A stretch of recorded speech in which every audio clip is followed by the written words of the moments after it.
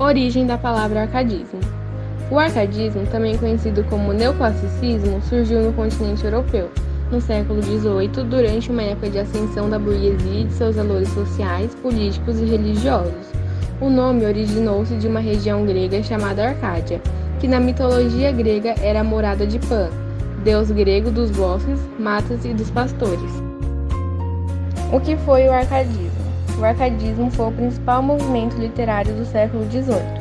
Percebe-se a relação do arcadismo com valores da cultura clássica, ou seja, valores gregos, romanos e renascentistas. Os escritores árcades são conhecidos por oporem-se ao estilo barroco, inspirando-se em preceitos do iluminismo, escrevendo num contexto de idealização, fora da realidade. Por conta disso, os escritores desse período sofreram forte crítica, forçando-os a usar pseudônimos.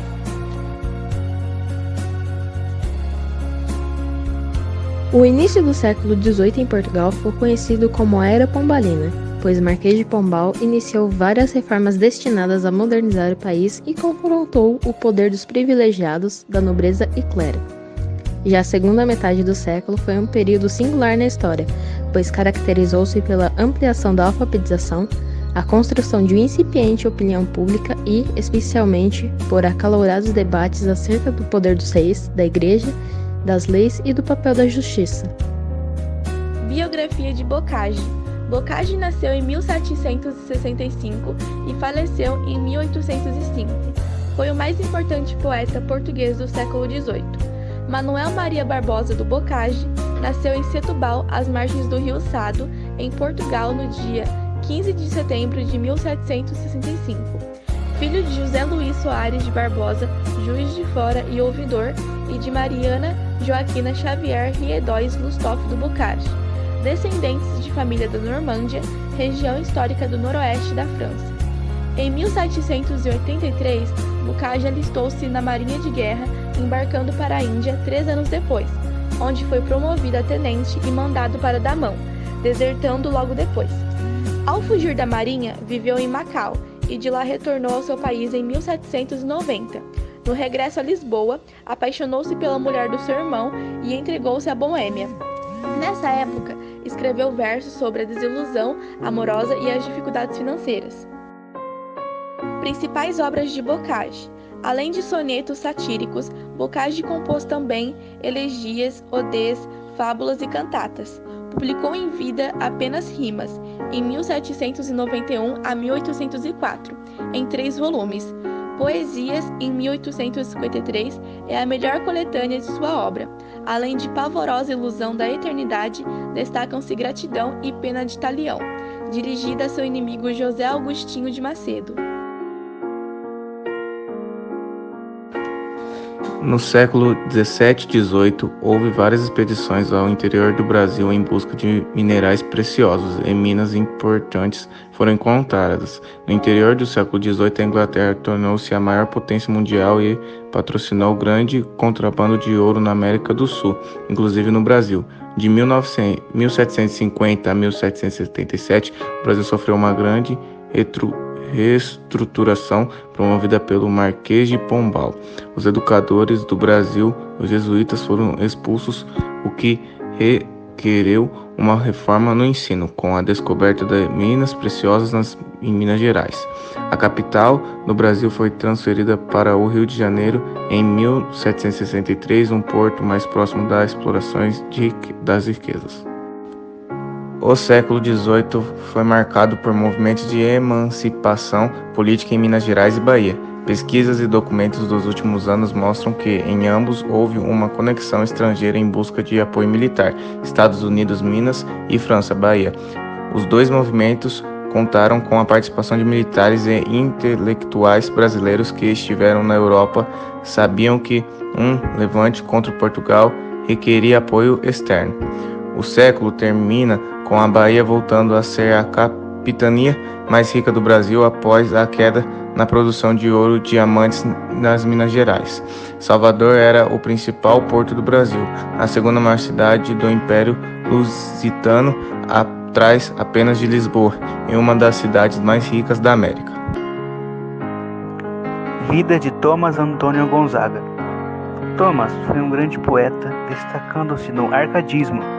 Nascido em Porto, Portugal, e veio para o Brasil com 7 anos de idade, iniciando seus estudos com os jesuítas na Bahia, até 1761.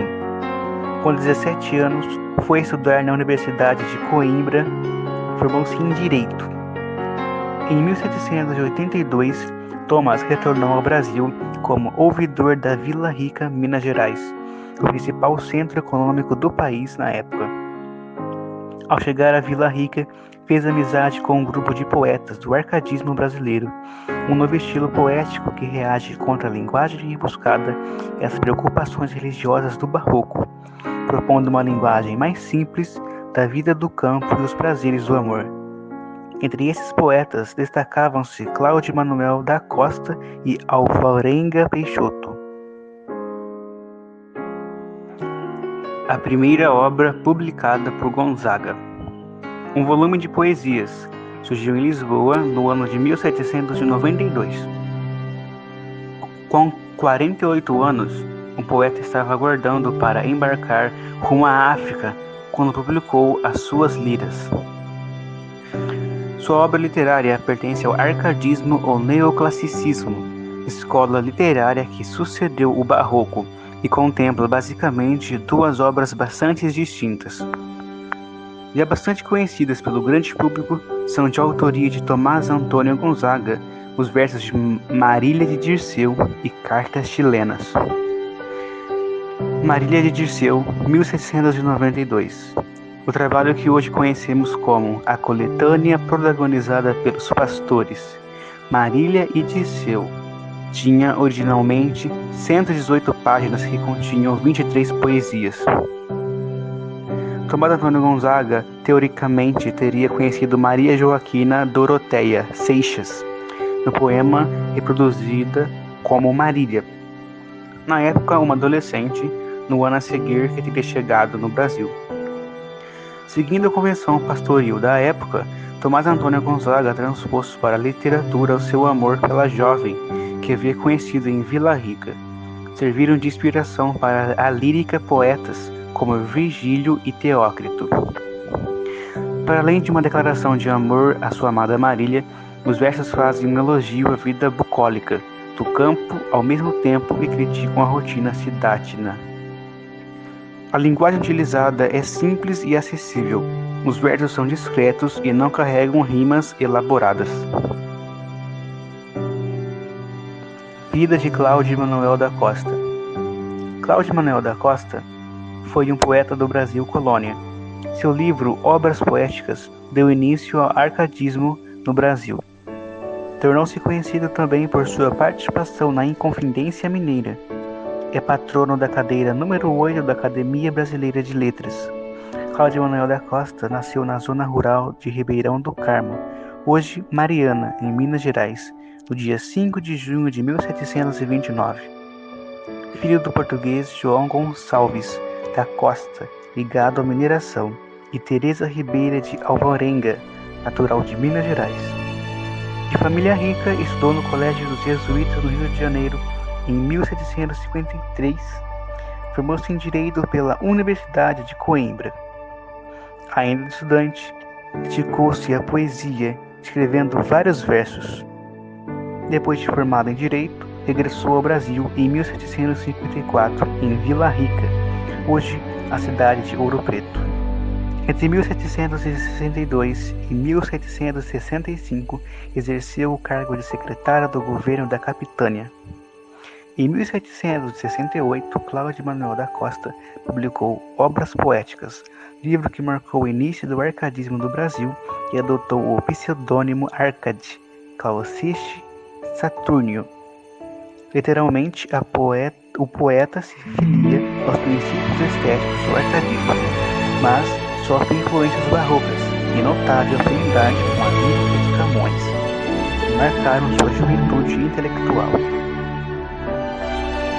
As principais obras de Cláudio Manuel de Costa são Culto Métrico, 1749, Monúsculo Métrico, 1751, Labirinto de Amor, 1753, Ipsédio, 1753, Obras Poéticas, 1768. Vila Rica, 1773. Poesias manuscritas, 1779. Vida de Santa Rita Durão. Santa Rita Durão, ou Frei José de Santa Rita Durão, nasceu em Cataprita, nos arredores de Mariana, em Minas Gerais, no ano de 1722. Estudou com jesuítas no Rio de Janeiro, foi para um seminário na Europa e nunca mais voltou ao Brasil. Santa Rita Durão formou-se em Filosofia e Teologia pela Universidade de Coimbra, alcançando o título de doutor. Durante a repressão do período pombalínico, Durão foi para a Itália, onde passou 20 anos. De volta a Coimbra, após a reforma realizada pelo Marquês de Pombal, passou a lecionar teologia na Universidade de Coimbra e posteriormente foi nomeado reitor da mesma universidade.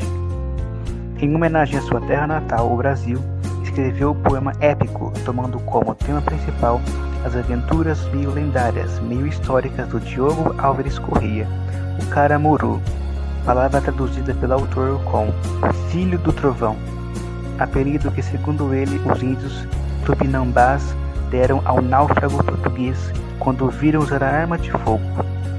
O poema Caramuru conta a história da Bahia e o retrato do descobrimento do Brasil, nos primeiros momentos de chegada dos colonizadores. A composição, escrita no estilo de Luís de Camões, é de caráter informativo, constituindo-se no verdadeiro registro histórico dos usos, costumes, crenças e temperamento dos índios brasileiros. A obra é preenchida com restrições sobre o Brasil, sua exótica paisagem da natureza tropical e suas riquezas. Conta-se que a obra não foi bem recebida e que Durão destruiu várias poesias líricas já terminadas. Quase a única obra restante escrita por Durão é seu poema épico de 10 cantos, Caramuru, influenciado pelo modelo camoniano. Formado por oitavas rimadas e incluindo informação erudita sobre a flora e a fauna brasileiras e os índios do país, apresentando as 5 partes da epopeia tradicional: proposição, invocação, dedicatória, narração e epílogo. Este poema é um tributo do autor à sua terra natal. Segundo a tradição, a reação da crítica do público ao seu poema foi tão fria que Santa Rita Durão destruiu o restante de sua obra poética, e também escreveu a obra Pro Amia Citurium Instauratione Oratio, 1778. Vida de Basílio da Gama. José Basílio da Gama nasceu no Arraial de São José dos Rios da Morte, hoje Tiradentes, em Minas Gerais, no dia 8 de abril de 1741. Ficou órfão muito cedo e foi levado para o Colégio dos Jesuítas do Rio de Janeiro.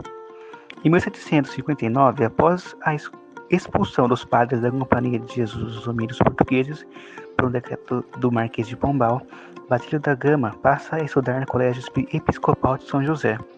Mais tarde viajou para a Itália e conseguiu ingressar na Arcádia Romana, uma conquista única entre os brasileiros da época, assumindo o pseudônimo de Termito Cipílio.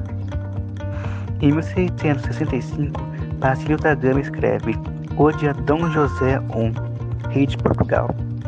Em 1767, voltou ao Rio de Janeiro.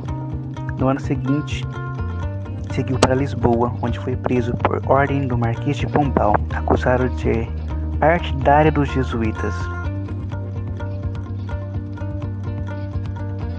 De acordo com o decreto, qualquer pessoa que tivesse mantido comunicação com os jesuítas deveria ficar exilada durante 8 anos em Angola, na África.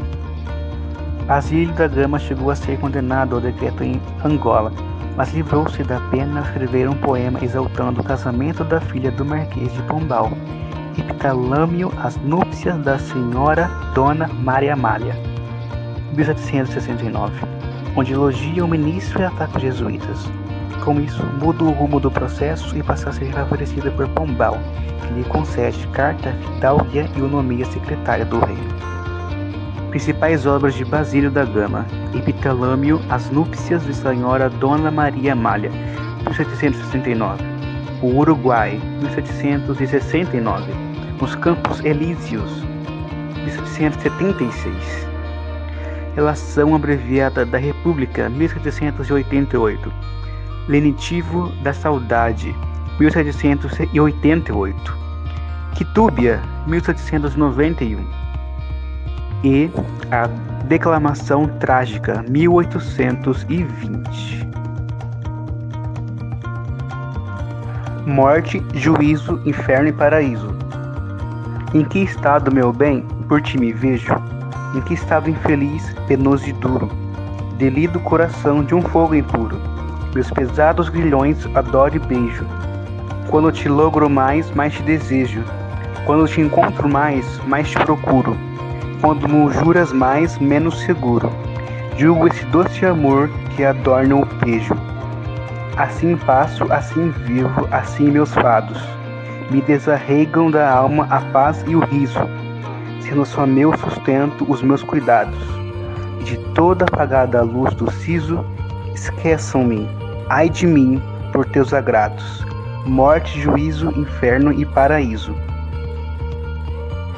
Nascemos para amar. Nascemos para amar a humanidade. Vai, tarde ou cedo, aos laços da ternura. Tu és doce atractiva, ó formosura, que encanta, que seduz, que persuade. Enleia-se por gosto a liberdade, e depois que a paixão na alma se apura, alguns então lhe chamam desventura, chamam-lhe alguns então felicidade. Qual se abisma nas lôbregas tristezas, qual em suaves júbilos discorre, com esperanças mil na ideia acesas. Amor ou desfalece, ou para, ou corre. E, segundo as diversas naturezas, um porfia, este esquece, aquele morre. Amor a amor nos convida, com dura e branda cadeia, com facho ativo e suave, de seus mistérios com a chave. Amor entre nós voldeia, já deprime, já gloreia, já dá morte, já dá vida. E nesta incessante lida, quem se traz, quem se contém, com o mal e com o bem, amor a amor nos convida. Marília de Dirceu, os teus olhos espalham luz divina, a quem a luz do sol em vão se atreve, papoula ou rosa delicada e fina, te cobre as faces, que são cor de neve, os teus cabelos são os fios de ouro, teu lindo corpo balsamos vapora. Ah, não fez o céu, gentil pastora, para a glória de amor igual tesouro, graças, Marília Bela, graças a minha estrela. Tomás Antônio Gonzaga. Pouco me importa, formosa Daliana, pouco me importa, formosa Daliana, que fugindo de ouvir-me, confuso tomes, se quanto mais me afliges e consomes, tanto te adoro mais, bela serrana. Ou já fujas do abrigo da cabana, ou sobre os altos montes mais te assomes. Faremos imortais os nossos nomes, eu por ser firme, tu por ser tirana. Um obséquio, que foi de amor rendido, bem, pode ser, pastora, desprezado, mas nunca se verá desvanecido. Sim, que para a lisonja do cuidado, testemunhas serão do meu gemido, este monte, este vale, aquele prado. Cláudio Manuel da Costa. Amor nos convida, com dura e branda cadeia, com facho ativo e suave, de seus mistérios com a chave, amor entre nós volteia, já deprime, já gloreia, já dá morte, já dá vida, e neste incessante lida, que em si traz, que em si contém, com o mal e com o bem, amor a amor nos convida, do Bocage.